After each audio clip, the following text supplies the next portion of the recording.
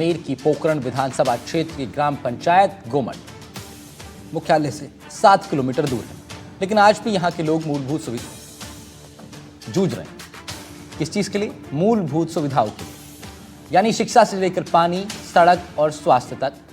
ये समस्याएं, इनका बोझ ग्रामीण उठा रहे हैं। क्या है स्थिति? एनडीटीवी स्पेशल की इस रिपोर्ट में देखिए।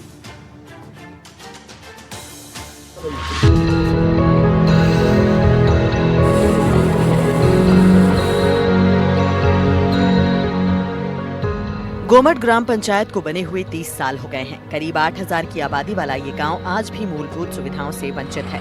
गांव में शिक्षा को लेकर लोग जागरूक जरूर हैं। यही कारण है कि कई लोग सरकारी नौकरियों में हैं, लेकिन पंचायत के चारों विद्यालय शिक्षकों की भारी कमी से जूझ रहे हैं। खासकर बालिकाओं को उच्च शिक्षा के लिए मजबूरी में पोखरण या दूर दराज जाना पड़ता है। बालिका शिक्षा के सरकार के सारे दावे गोमट आते आते धराशायी हो रहे हैं। वर्तमान में जो मूलभूत सुविधाओं की जरूरत होती है सबसे पहले इंसान को, उसके अंदर देखा जाए तो एजुकेशन के मामले में गोमट अभी भी शहर के इतना नजदीक होते हुए भी पिछड़ा हुआ है। उच्च माध्यमिक स्कूल है गोमट के अंदर, लेकिन उसके अंदर हम जाके देखेंगे तो स्टाफ 50% से भी कम स्टाफ है। तो सबसे बड़ी कमजोरी ये हो गई। और जहाँ बडली देख लो, उजला देख लो, कोई गांव ऐसा नहीं है जहाँ पे बालिका स्कूल नहीं है। लेकिन गोमट इतना बड़ा आबादी क्षेत्र होते हुए बालिका स्कूल नहीं है। बालिका स्कूल के लिए कहीं ना कहीं हमारी कमी रही कि हम नहीं ला पाए। ये हमारी लीडरशिप की बहुत बड़ी कमजोरी समझते हैं इसको, और हम चाहते हैं कि यहाँ जल्द बालिका स्कूल हो तो बालिका शिक्षा को प्रोत्साहन मिले और विद्यालय में स्टाफ की पूर्ति हो तो बच्चे दूसरी जगह नहीं भेजने पड़े।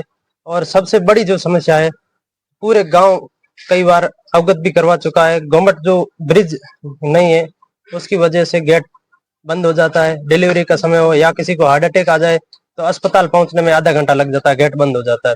सबसे बड़ी समस्या ये है। ग्रामीणों की सबसे बड़ी समस्या गांव का एकमात्र प्रवेश द्वार है, जो रेलवे फाटक से होकर गुजरता है।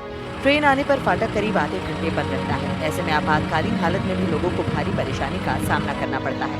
कोई मेडिकल इमरजेंसी हो जाए तो रेलवे फाटक की दूसरी तरफ गाड़ी मंगवा कर पोखरण जिला अस्पताल पहुँचाना पड़ता है।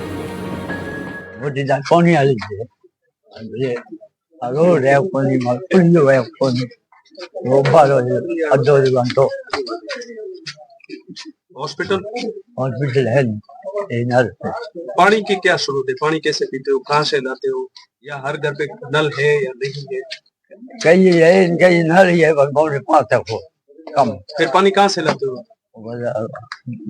Tanker no. टैंकर कहाँ से हुआ? ट्यूबवेल। पानी मीठा आता है या खरा?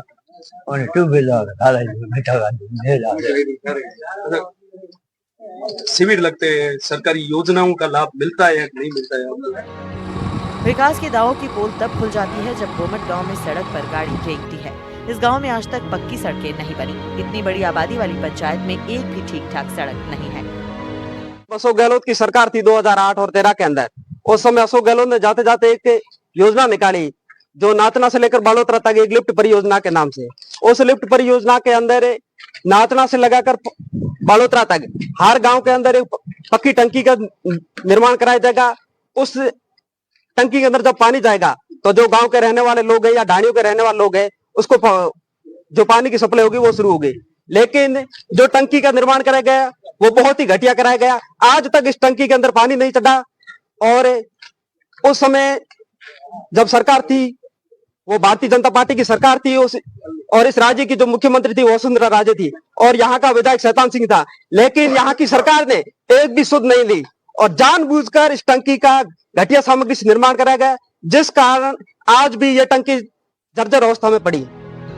पानी और बिजली की समस्या तो हर दिन की है। कभी कटौती तो कभी वोल्टेज की कमी के चलते बिजली सप्लाई बाधित रहती है। पानी की सप्लाई भी सुचारू नहीं है।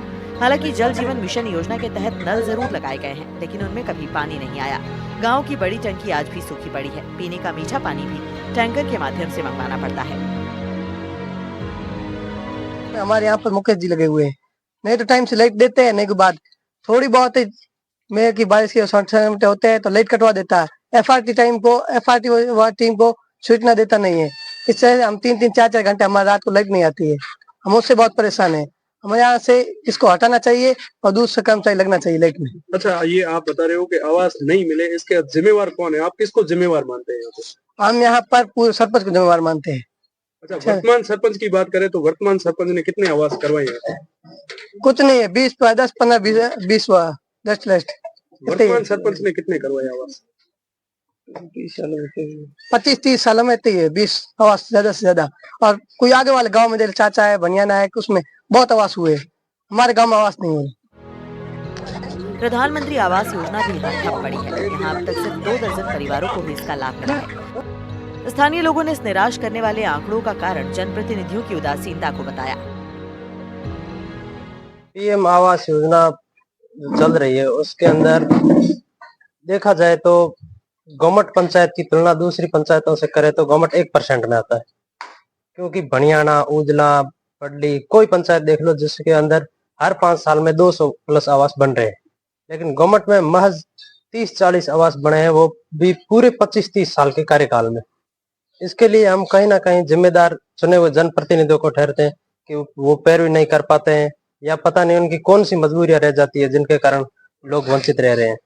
और हम व्यक्तिगत रूप से भी पूरा प्रयास करते हैं कि इसके लिए आगे पीएम आवास में सबका नाम आए और ज्यादा से ज्यादा लोगों को फायदा मिले। जो चीज हमें मांगनी थी वो हम नहीं मांग पाए, हम अपने निजी कामों को लेकर उनके आगे पीछे घूमते रहे, और जो काम मांगा अल्पसंख्यक विभाग से और सभी हमें मिला। ईदगाह के लिए 5 लाख रुपए स्वीकृत कर दी, गवर्नमेंट के अंदर CSC centre, common service centre बनवा दिया, और बालक के लिए अल्पसंख्यक छात्रावास बना दिया, और भी कई काम किए, लेकिन काफी काम और भी करने थे तो हम मांग नहीं पाए, मेरा मानना है। चिकित्सा और स्वास्थ्य सेवाओं के हाल कुछ अच्छे नजर नहीं आते। स्वास्थ्य सुविधा की स्थिति भी बदहाल है। 8000 की आबादी के बावजूद गांव में न तो डॉक्टर है और न ही अस्पताल। छोटी से छोटी बीमारी के लिए भी लोगों को पोखरण जिला अस्पताल जाना पड़ता है।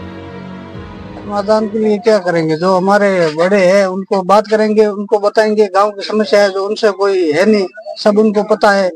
स्कूल की है, पानी की है, जो भी समस्या है उनको सब पता है। गेट बंद होता है तो फिर एक तो घंटा आधा घंटा पहले बंद कर देते हैं, ठीक है। उसके बाद में तो परेशानी जो है वो भुगतनी पड़ती है। गेट खुलेगा तब तक उसका इंतजार करना पड़ता है। ये परेशानी है, सबसे बड़ी यही परेशानी गाँव की। पानी की क्या व्यवस्था है? पानी की समस्या है, टंकी बनी हुई पड़ी है लेकिन आज दिन तक उसमें पानी नहीं आया है। चिकित्सा के क्षेत्र में क्या व्यवस्था है गाँव की? चिकित्सा से क्या, ये है हॉस्पिटल है, उसमें मैं तो कभी गया नहीं, बाकी क्या उसमें है क्या नहीं कोई पता नहीं। आते हैं डॉक्टर, स्टूल लेके बैठ जाते हैं, वो बैठते हैं, उनको उधर ही देखते हैं। ये है कि गवर्नमेंट में वास्तव में ये समस्या है, और इस समस्या के लिए हमने जो केंद्र सरकार और रेलवे विभाग को बार बार, मैंने मेरी टाइम में कई बार है जो पत्र लिखे थे, जिसकी प्रतिलिपियां मेरे पास में है, और उसी को लेके इसके लिए अंडर ब्रिज का टेंडर हो चुका है, लेकिन कार्य अभी तक शुरू नहीं हुआ। जब कार्य शुरू हो जाएगा और अंडर ब्रिज दोनों बन जाएंगे, उसके बाद में ये समस्या समाप्त हो जाएगी। क्योंकि गवर्नमेंट में एक दूसरा रास्ता था जो फील्ड फायर रेंज वालों के अधीन है, आर्मी के अधीन है, इसलिए वहां से है जो अब आने जाने नहीं दे रहे हैं। अच्छा, दूसरी समस्या अगर बात करें तो ग्रामीणों का ये कहना है कि करीब ग्राम पंचायत बनी है तब से महज 20 आवास ही हमें मिले। नहीं, ये चीज सरासर झूठ है। मेरे पिछले कार्यकाल में मैंने करीब 25 से 30 आवास तो निर्माण करवा दिए थे, और उसके बाद में 18 आवास सैंक्शन हो गए थे, जिनकी प्रथम किस्तें जारी होकर ग्राम पंचायत को दे दी गई थी, लेकिन उन्होंने देरी से काम शुरू करवाया। और जो वर्तमान में शायद मेरे हिसाब से 8 से 10 आवास बन रहे हैं, और जिनकी प्रथम किस्तें उनको दे दी गई है, और बाकी वाले किस्तें भी आई हुई है, वो जब पूर्ण होंगे तब उनको मिल जाएगी। गोमट ग्राम पंचायत की तस्वीर साफ बताती है कि सरकार की योजनाएं कागजों में तो हैं, लेकिन जमीनी हकीकत बिल्कुल अलग है। शिक्षा, चिकित्सा, पानी, बिजली, सड़क और आवास जैसी सुविधाओं के लिए ग्रामीण आज भी तरस रहे हैं। सवाल यही है कि 8000 की आबादी वाला ये गांव कब तक बुनियादी सुविधाओं से महरूम रहेगा। NDTV के लिए पोखरण के गोमट से सहयोगी गिरिराज के साथ श्रीकांत व्यास की रिपोर्ट। NDTV स्पेशल में आपने देखी 3 खास रिपोर्ट। खबरों का सिलसिला जारी है। फिलहाल इतना ही। नमस्कार।